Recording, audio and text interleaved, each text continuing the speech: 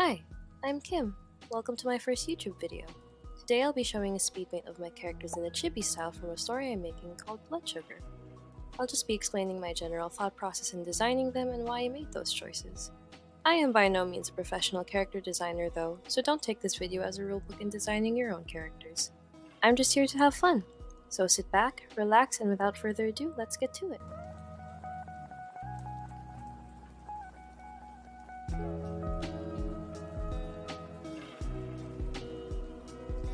So before I get into the characters themselves, I'll just give an overview of what the current story of Blood Sugar actually is.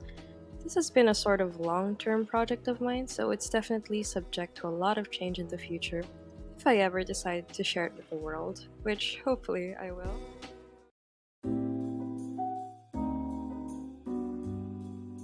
We start off with two sisters, Anastasia and Elizabeth. These two, if not obvious, are not quite normal humans. They're vampires who come from a very conservative family that has been secluded from the rest of the world for centuries. So one day, they decide to run away and come across a village where they meet the rest of the characters you see in this video, Alva, Lyris, and Sterling. There are also other villagers, but these three are probably the ones they grow closest with. From there, they decide the best way to earn the villagers' trust would be through their stomachs. And by that, I mean they start a cafe filled with strange and spooky foods they eat back home, and affectionately name the place the Blood Sugar Cafe. The story goes on about how they run the place and grow closer to the villagers while also learning what it means to be human.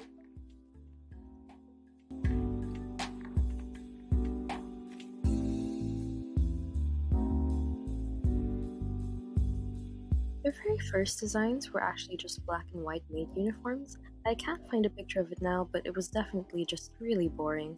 Once I figured out the main concept of the story though, I made what I consider to be their first official designs. From there, it was just a lot of tweaking, making them look more like siblings and a little bit more out of date. First designs, especially Elizabeth's, just felt a bit too modern. I imagined that yes, they would get new clothes to fit in with modern society, but still favor garments that were similar to the olden times. I wanted to mirror their color palettes in the sense that they mostly wear the same colors, but Anastasia is a lot brighter and more friendly looking than Elizabeth.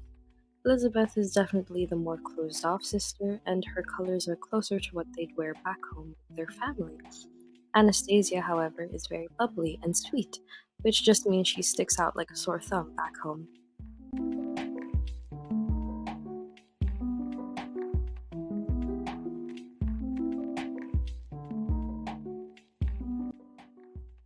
A good rule of thumb I like to keep for designing characters is giving them a signature color. For Anastasia, it's definitely pink, Elizabeth is maroon, Sterling is yellow-green, Lyris is purple, and Alva is teal. I also like to make sure that their color aligns with the character's personality. Obviously, though, this can be very subjective, and these are just my personal interpretations of colors. I'd actually love to hear your interpretations, so feel free to share them in the comments below.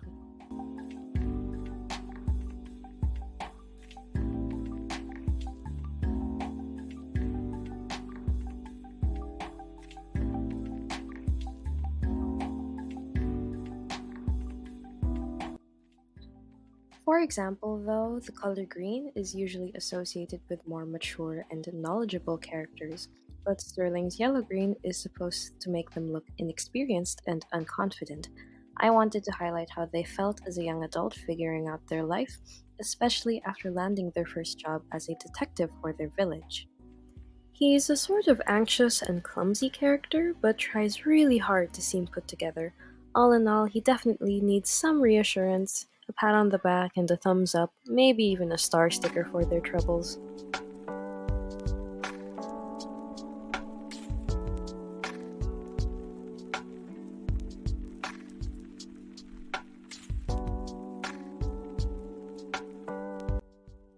Next to Sterling, we have Lyris, which, despite being a side character, is actually one of my favorite designs alongside Anastasia. Her outfit changes pretty often, but she wears purple and has a star/space motif. She is Alva's niece and stays at her inn rent-free, much to Alva's regret. She can be found playing live music at the inn's lobby or at her newest gig, which is code for the newest odd job she's taken. Her purple represents her laid-back, fun-loving personality and dreams of one day becoming a musical sensation. She might not be making a lot of money right now, but she gets by. Throughout the story, she also has the tendency to butt heads with Elizabeth, since they have trouble finding common ground. But that doesn't mean they totally hate each other. It just takes a little longer for them to come around.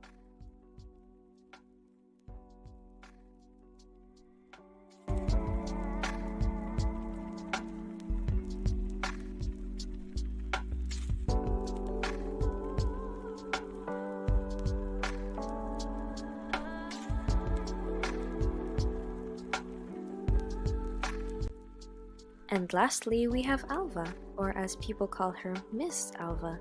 She runs the village inn and is known by almost everyone.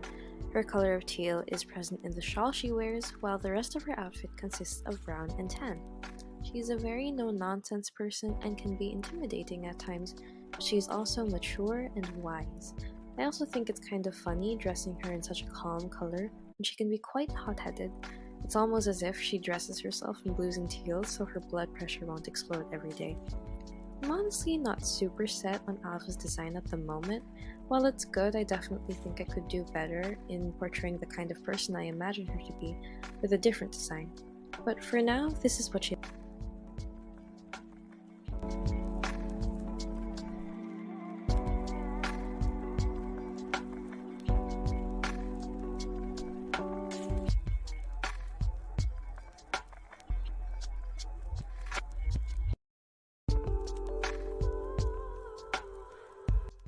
So yeah, that's my OCs for you. Hopefully you were entertained hearing me ramble on about them for just about 7 minutes. Honestly, this video was just a big excuse to talk about them anyway, and if enough people seem to like this kind of content, I'll definitely consider doing another video about them. Or if you guys have any requests on other specific videos you want to see from me, let me know. This one is an experience editing and filming, and all in all, I'm just glad to have tried out the YouTube thing. Anyway, that's all from me. Thanks for watching, and I hope you have a lovely day.